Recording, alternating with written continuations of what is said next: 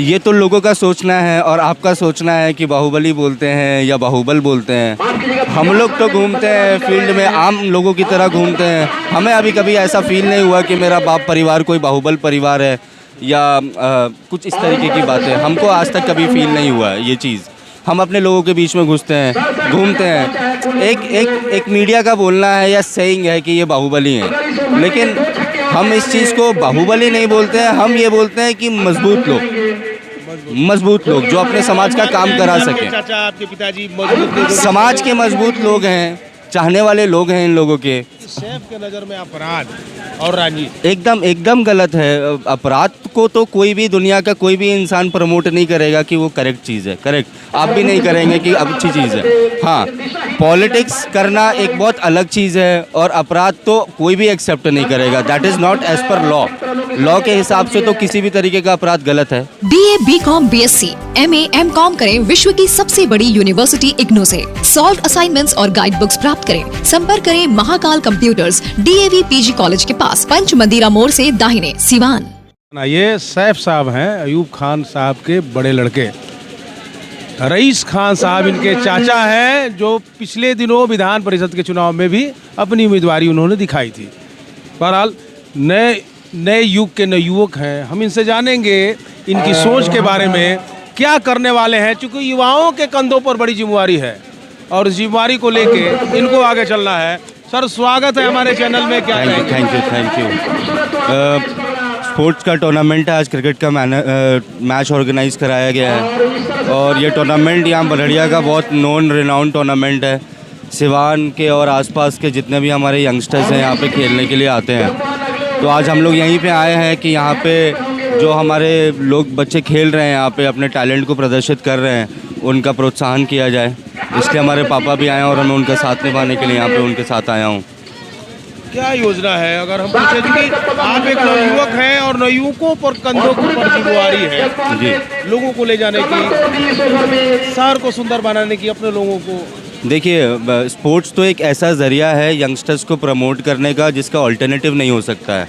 आज हम यहाँ पे देख रहे हैं, ये ग्राउंड है, इतने अच्छे खिलाड़ी खेल रहे हैं, तो हमारे लेवल पे हम जितना कर सकते हैं इन बच्चों को प्रमोट करने के लिए। आप मुकेश कुमार को देखिए, गोपालगंज से, हमारे बिहार से अब टैलेंट निकल के आ रहा है। तो टैलेंट हमारे पास बहुत है, लेकिन हमको उसको प्रॉपर अपॉर्चुनिटी देना है, अच्छी जगह देना है, उनको प्रमोट करना है कि वो अच्छे प्लेटफॉर्म पे आके अच्छा खेले। उससे क्या है, अपने देश का नाम ऊपर होगा, अपने बिहार का नाम ऊपर होगा, अपने ज़िले का नाम ऊपर होगा। तो यही हमेशा हम लोगों का टारगेट रहता है कि यंगस्टर्स को प्रमोट किया जाए, जिस भी लेवल पे हम कर पाएँ, जो भी हमारे से जो भी हो पाए। और ये मेरा एक रिक्वेस्ट भी रहेगा यहाँ पे जितने भी लोग डेवलपमेंट का काम देख रहे हैं या राजनीतिक रूप से एक्टिव हैं, कि इन बच्चों को अगर अच्छा प्लेटफॉर्म दिया जाए खेलने के लिए। जैसे बाहर के स्टेट्स में आप देखते हैं अच्छे स्टेडियम है, अच्छा इंफ्रास्ट्रक्चर है, तो वहाँ से प्लेयर निकल के आते हैं। तो हमारे यहाँ भी अगर इन चीज़ों को प्रमोट किया जाएगा तो आई हैव नो डाउट कि यहाँ पे बहुत अच्छा टैलेंट है हमारे बिहार में। हमारे लड़के तो हर जगह आगे हैं, चाहे वो स्पोर्ट्स में आगे हों, राजनीति में आगे हो। अवेयर नागरिक हैं हमारे बिहार के जितने भी नागरिक हैं, वो बहुत अवेयर लोग हैं। स्पोर्ट्स में भी काफ़ी टैलेंट है। आप एजुकेशन में देख लीजिए, IITs और जितने भी कॉम्पिटिटिव एग्जामिनेशन होते हैं, हमारे बच्चे शाइन करते हैं हर जगह। तो यहाँ पे टैलेंट बहुत ज़्यादा है, हमको उनको एक अच्छा प्लेटफॉर्म देना है, जो भी सपोर्ट उनके लिए हो पाए, चाहे वो फाइनेंशियल सपोर्ट हो पाए या मॉरल सपोर्ट हो पाए। अगर हम उनको वो 10% 20% का सपोर्ट देंगे तो मुझे लगता है कि वो फ्लाइंग कलर्स के साथ हर जगह नज़र आएंगे आपको।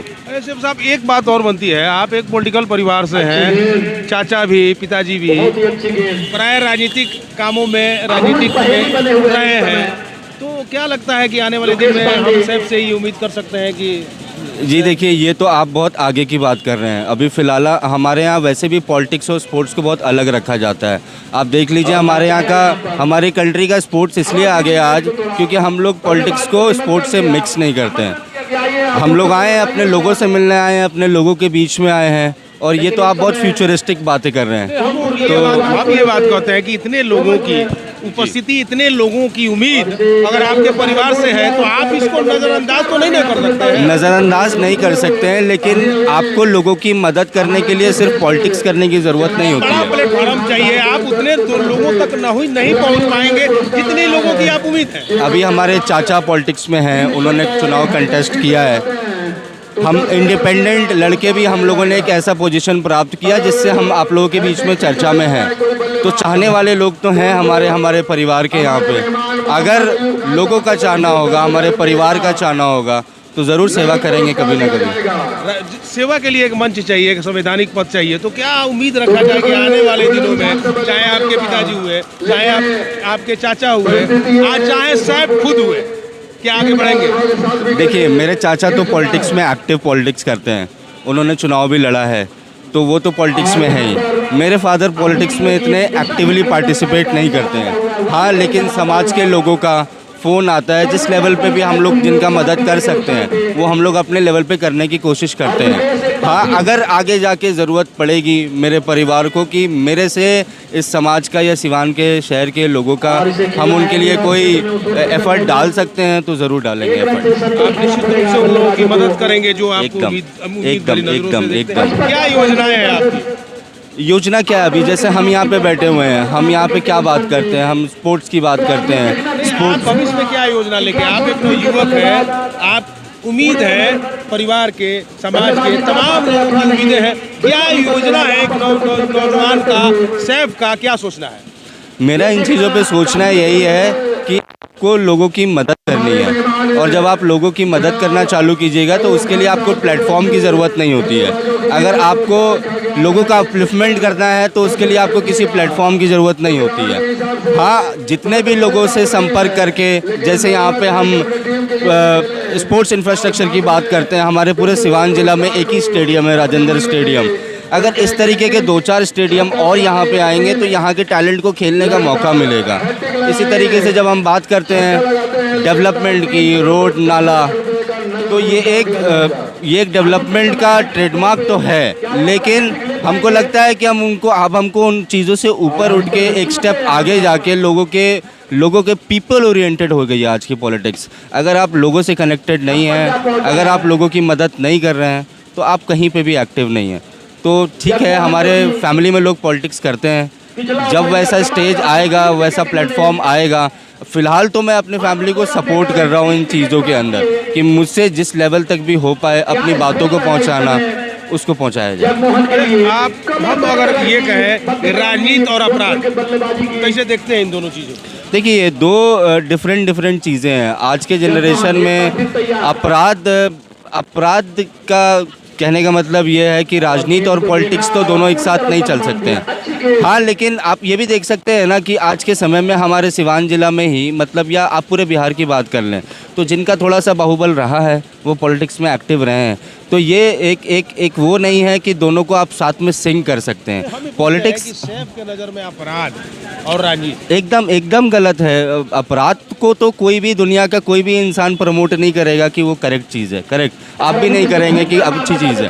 हाँ, पॉलिटिक्स करना एक बहुत अलग चीज़ है और अपराध तो कोई भी एक्सेप्ट नहीं करेगा। That is not as per law के हिसाब से तो किसी भी तरीके का अपराध गलत है, तो उसको तो कोई भी आपको सिंक करता हुआ नहीं दिखेगा साथ में कि ये चीज़ें ठीक है। कभी ठीक नहीं है, कभी ठीक नहीं है। और अपराध एकदम अब आज के यंगस्टर कोई भी कहेगा कि आपको कि हम अपराध के साथ हैं। वो जनरेशन चेंज हो गई है, चीज़ें चेंज हो गई हैं, ज़माना चेंज हो गया है। तो आज के समय में जो लोग पॉलिटिक्स कर रहे हैं और जो लोग अपराध से रिलेटेड हैं या जिनका भी इन चीज़ों के ऊपर नाम आता है, इसको कोई प्रमोट नहीं कर सकता है, ना इसको कोई सपोर्ट कर सकता है। कैसे लेते हैं आपके परिवार के लोग एक बाहुबली के रूप में लेते हैं, तो इस बात को कैसे आप लेते हैं? देखिए, आप बाहुबली जो शब्द है ना, ये मतलब इस शब्द का मेरे हिसाब से इस्तेमाल नहीं होना चाहिए। क्यों? क्योंकि बाहुबली आप किन लोगों को कहते हैं? जो मजबूत लोग होते हैं आप उनको बाहुबली कहना चालू कर देते हैं। तो जब समाज के कुछ मजबूत लोग होते हैं जो अपना काम करवाना जानते हैं या लोगों का काम करवाने की क्षमता रखते हैं, तो उनको बाहुबली कहना चालू हो जाता है। क्योंकि हमारे बिहार में एक ये ट्रेंड चलता है कि आपने बाहुबली का नाम दे दिया, लेकिन आप इसको बाहुबली नहीं बोलें, आप मजबूत लोग बोलें। मजबूत लोग जो अपने समाज का काम करवाने के लिए आगे आ सकते हैं और करा सकते हैं। आपके परिवार के लोगों को भी लोग बाहुबली कहते हैं, बाहुबल कहते हैं, इस बात को कैसे लेते हैं आप?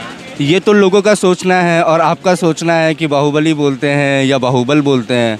हम लोग तो घूमते हैं फील्ड में, आम लोगों की तरह घूमते हैं। हमें अभी कभी ऐसा फील नहीं हुआ कि मेरा बाप परिवार कोई बाहुबल परिवार है या कुछ इस तरीके की बातें। हमको आज तक कभी फील नहीं हुआ है ये चीज़। हम अपने लोगों के बीच में घुसते हैं, घूमते हैं।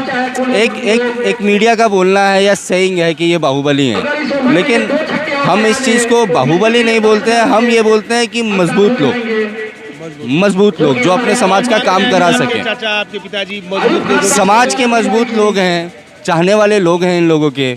और आपको दिख रहा होगा यहाँ पे टूर्नामेंट के ओपनिंग से कि लोग अपने आप ही मिलने आए हैं, अपनी बातों को बताने आए हैं, हमको थोड़ा समझने आए हैं। तो यही है पर्पस, और कुछ नहीं। सक्रियता बढ़ेगी शहर में, सक्रियता आपकी बढ़ेगी। इस तरह के आयोजन शहर में भी, सीवान नगर में भी होने चाहिए। मेरे हिसाब से होने चाहिए। नॉट जस्ट क्रिकेट, हम क्रिकेट की बात नहीं कर रहे हैं। यहाँ पे फुटबॉल का बहुत सारा टैलेंट होगा और हम लोग कोशिश करेंगे कि इस तरीके के टूर्नामेंट्स ऑर्गेनाइज कराए जाएँ, जिससे यहाँ के यंगस्टर्स को एक मौका मिले कि आके अपना टैलेंट को यहाँ पे शोकेस करें। और हो सकता है कि यहीं से किसी बच्चे को इंडिया खेलने का मौका मिल जाए।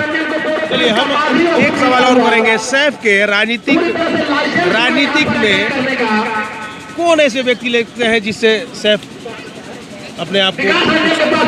देखिए, हम लोग तो बहुत यंग लोग हैं, हम ज़्यादा पुराने पॉलिटिशियंस को जानते नहीं हैं। बट हमारे यहाँ आज के दौर में मुझे वो पॉलिटिशियंस पसंद आते हैं जो बहुत प्रखर वक्ता होते हैं। तो अगर मैं यंग्स में इंस्पिरेशन किसी से लेता हूँ तो हमारे कन्हैया कुमार हैं, जो बहुत अच्छा बोलते हैं। वो सिर्फ अपने ज़िले का नहीं, पूरे बिहार के नाम को लेके पूरे इंडिया में घूमते हैं। और वो तेलंगाना में बोले, चाहे वो केरला में बोले, लोग उनको सुनने के लिए खड़े होते हैं। तो अगर मेरा इंस्पिरेशन बोलिएगा तो मुझे ऐसे लोग पसंद हैं जो बेहतर वक्ता हैं, जो अपनी बातों को रख सकें। तो I take inspiration from. Bihar के राजनीति के बारे में बात करें, कौन ऐसा व्यक्ति जो आपको प्रभावित करता है? सारे ही अपना अच्छा काम कर रहे हैं। मैं आपको लगता है कि साहब को इस तरह दिखना चाहिए, इस तरह बनना चाहिए, ऐसा सभी के मन में सोच होता है। देखिए, अब ज़रूरी नहीं है कि आप अपने आप को एक पॉलिटिशियन की तरह बनाना चाहेंगे, और हो सकता है कि आप अपने आप को एक फिलोसफर की तरह बनाना चाहेंगे, या आप किसी और को इंस्पायर कर सकते हैं। मेरा रुचि स्पोर्ट्स में है। मैं इंस्पिरेशन स्पोर्ट्समैन से लेता हूँ, क्योंकि उनकी ज़िंदगी में बहुत उतार चढ़ाव है। कई सारे प्लेयर हैं। मैं आपको अपना फेवरेट चॉइस बताऊंगा तो वो बहुत बायस हो जाएगा। हम नहीं जानता, सीवान की जनता चूंकि आपको जानना चाहती है। तो जैसे हमारे बिहार का टैलेंट आया है, MS धोनी हमारे इंडिया के कैप्टन रहे हैं काफ़ी टाइम तक।